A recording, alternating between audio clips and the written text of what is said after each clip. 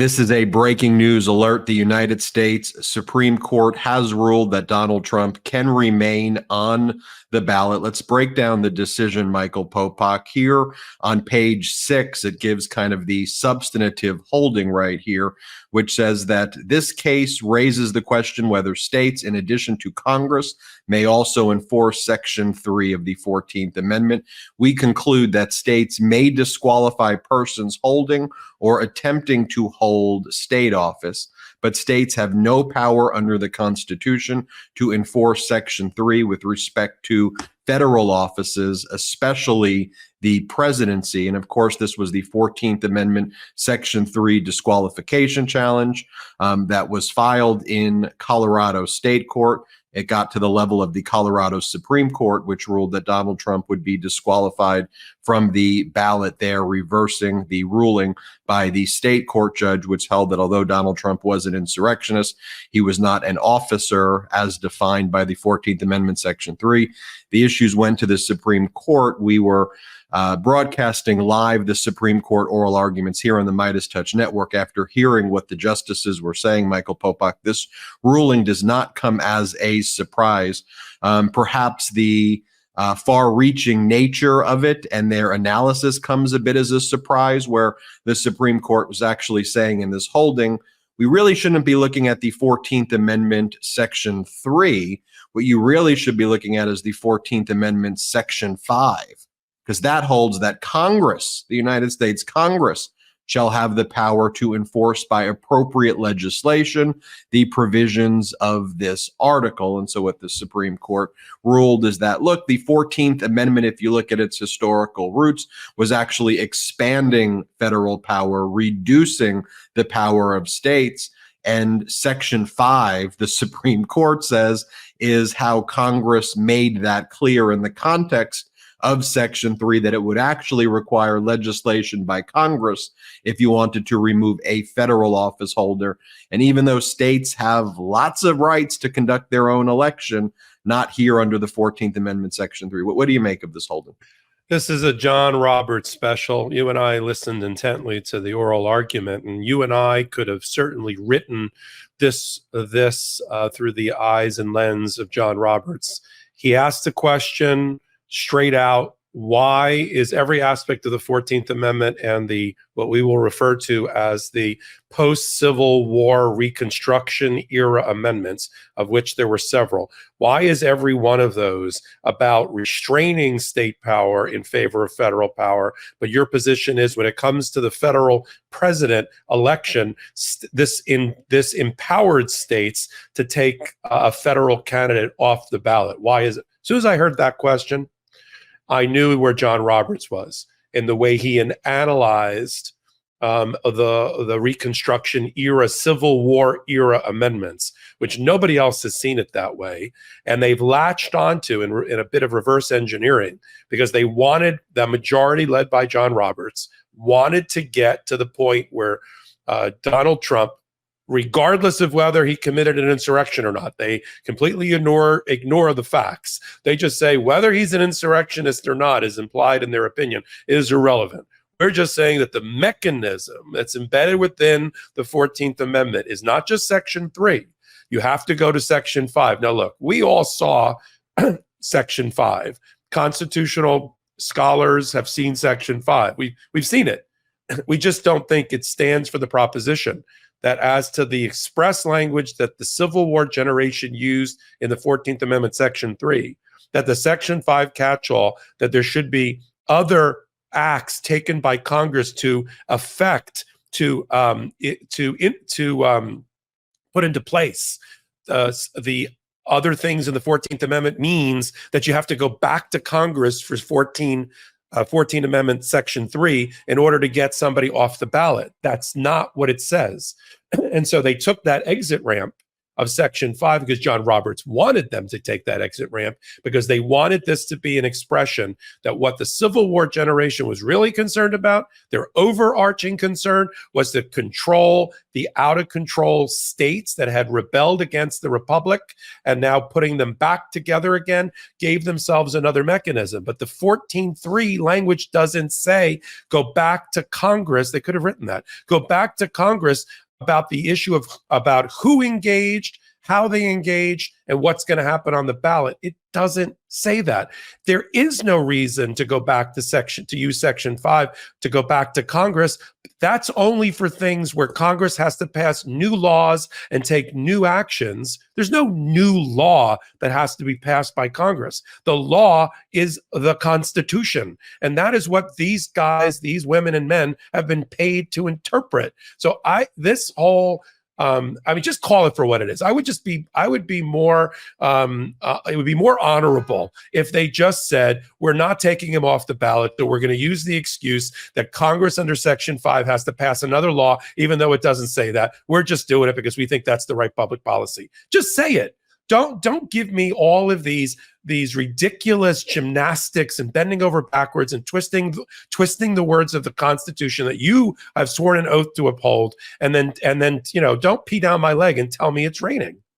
They're strict textualists when they like the text. Then when they don't like the text, they're not strict textualists. They're originalists. When they like an original interpretation, then they're no longer originalists. They're conservative until it comes to dealing with someone trying to literally overthrow the institution that is our democracy. Then all of a sudden there becomes, well, there may be this, there may be that. But, why don't we break down this ruling in a kind of summary fashion? Let's just go through what the Supreme Court actually ruled here. So you start on the first page, which says that it's a per curiam decision, which means that it's a unanimous decision of the court, although there was a very strong concurring decision by the justices appointed by Democratic administrations, basically saying, whoa, you went way too far in this. All we are saying is that what Colorado did doesn't make sense to us. We're not saying that there is this broad sweep that only Congress can be the responsible party for disqualifying an insurrectionist, but they talk about the summary of how this case got here, how it got to the Colorado Supreme Court, how it got to the United States Supreme Court. Then as you keep going and reading this opinion, you get to page 6, which starts getting into kind of the substantive stuff here, where it talks about how, and this is what the Supreme Court's writing here, in our federal system, the national government possesses only limited powers. The states and the people retain the remainder.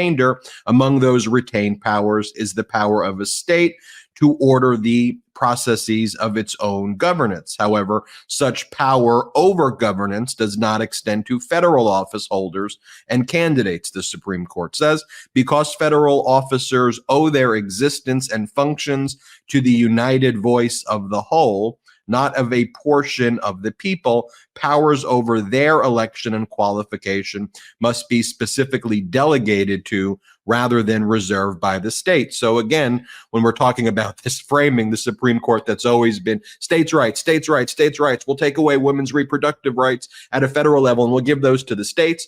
Well, here they're saying, actually, states, you don't have the rights when it comes to enforcing democracy. Go to page 8.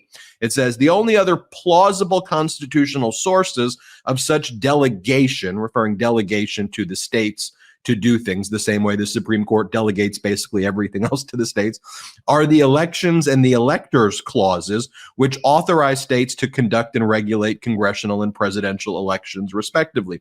Pause there for a second. That seems to be a pretty sweeping type of delegation right there. But here's what the Supreme Court says. But there is little reason to think that these clauses implicitly authorize the states to enforce Section 3 against federal office holders and candidates. Granting the states that authority would invert the 14th Amendment's rebalancing of federal and state power. The text of Section 3 reinforces these conclusions. Its final sentence empowers Congress to remove any Section 3 disability by a 2/3 vote of each house. And Popok, when it refers to disability, the disability that it refers to, though, would be the fact that the states had made the decision to disqualify someone as an insurrectionist, and then the Congress can remove that disability thereafter. And here the Supreme Court just seems to invert that. Go to page 11. Finally, state enforcement of Section 3 with respect to the presidency would raise heightened concerns, the Supreme Court says on page 11, quote, in the context of presidential elections, state-imposed restrictions implicate a uniquely important national interest. Conflicting state outcomes concerning the same candidate could result not just from differing views of the merits, but from variations in the state law governing the proceedings that are necessary to make Section 3 disqualification determinations. And as we kind of pause there, actually, let's take a look at 12, because this reinforces it right here.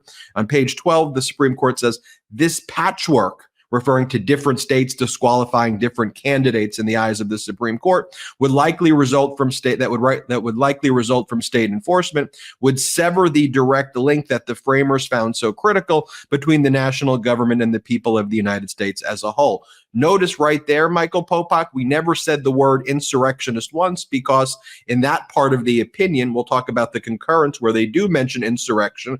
The Supreme Court here basically has completely ignored the fact that there was an insurrection that took place. And they think, oh, there's just going to be a patchwork. Like, what happens if Texas goes ahead and they want to disqualify Biden for immigration policy? Or what if this state wants to disqualify Biden for this? Or what if this state wants to disqualify Trump for this? What they're ignoring is that the 14th Amendment, Section 3, deals with an insurrection. And yes, Supreme Court, it may be hard for you to have to acknowledge that someone tried to overthrow our democracy, but that is your job. This is what Section 3 says. No person shall be a senator or representative in Congress or elector or president and vice president or hold any office, civil or military, under the United States or under any state, who having previously taken an oath as a member of Congress or as an officer of the United States or as a member of any state legislature or as an executive or judicial officer of any state to support the Constitution of the United States shall have engaged in insurrection or rebellion against the same or given aid or comfort to the enemies thereof. But Congress may, by a vote of 2/3 of each house, remove such disability. So, Popok, in that situation, just don't commit an insurrection and there won't be a patchwork. I'm going to throw it to you for final analysis, but I do want to show everybody what the concurrence was by the justices appointed by Obama. That would be Sotomayor and Kagan, and Justice Ketanji Brown Jackson concurring, who was appointed by President Biden. Here's what they said in their decision, on their concurring decision. They just said, the court today needed to resolve only a single question, whether an individual state may keep a presidential candidate found to have engaged in insurrection off its ballot.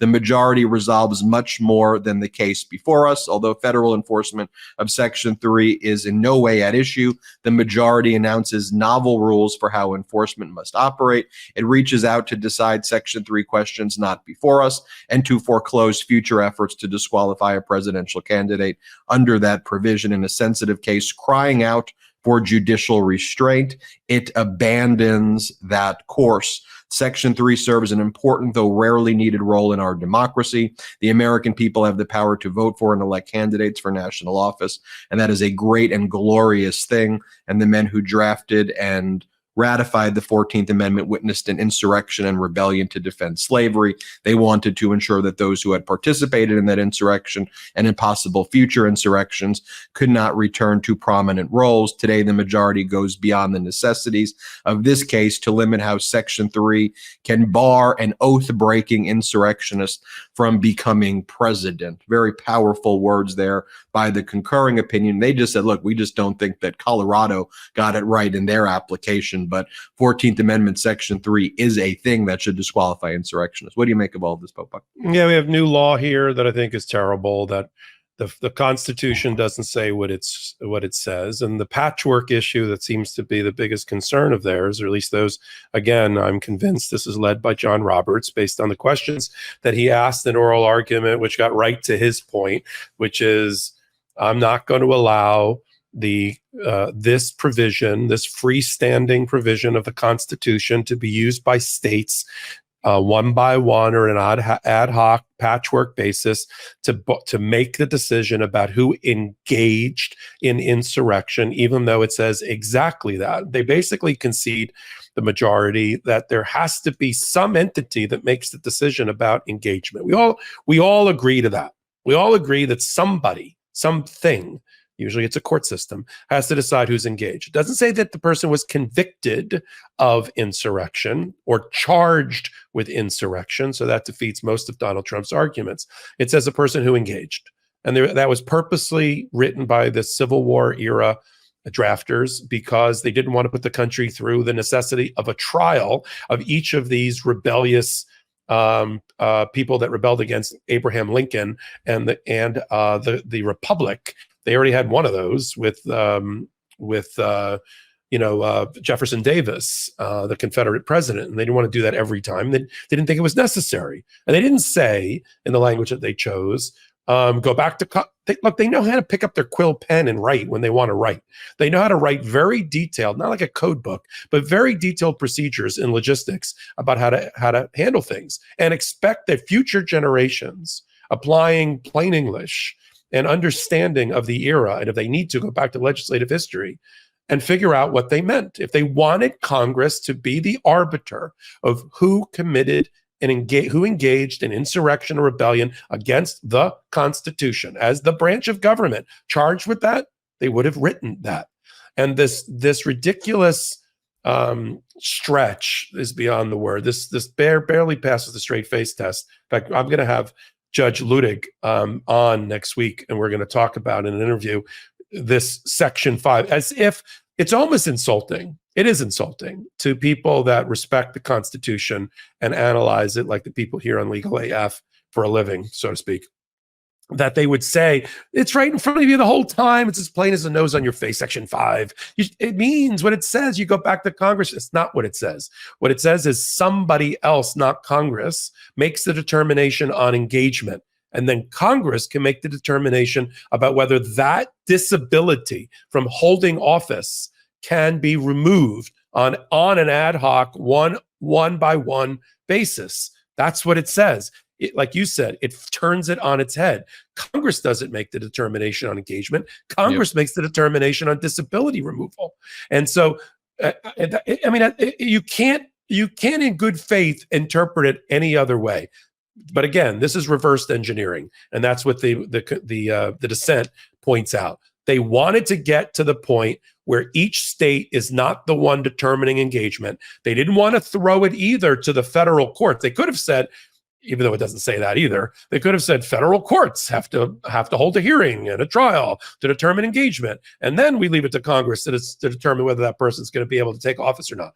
No, they said, oh, what's our out? Our out is Congress it's like a tautology. Like it's Congress, because we say it's Congress, has to make the decision both on disability and on entitlement to hold office. But here's the reality. That is the decision. We knew it was coming. You predicted 9-0. I was like, I don't know, maybe 7-2, 9-0 on everything that matters. And so that is not going to be the way to defeat Donald Trump in the future. Not that I saw it as election interference. These are his crimes for which he's being held accountable. I'm not guilty we're not guilty as a people because we're making him go through trials for his bad conduct, his criminal conduct, or the fact that we're debating whether he needs to be on the ballot or not. It's not my fault that he is alleged to have committed 91 felonies against our democracy. That's Donald Trump's fault. And the fact that he's using as a shield his candidacy, I don't give a crap that he's wiping the floor with Nikki Haley. That's not a defense to his prosecution at this time, right? And so we knew this was coming, just to manage expectations. We told everybody, we thought based on the oral argument, this was going to be a loss on the ballot, that states would not be able to do it. And now we just got to hold them accountable in a court of law where it matters in the next 4 cases before the election and then in the ballot box. There you have it, everybody. Hit subscribe. We're on our way to 3 million subscribers here. Michael Popok and I will continue giving updates here as we learn more throughout the day. Thank you for watching. Hey, Meidas Mighty. Love this report? Continue the conversation by following us on Instagram @MeidasTouch to keep up with the most important news of the day. What are you waiting for? Follow us now.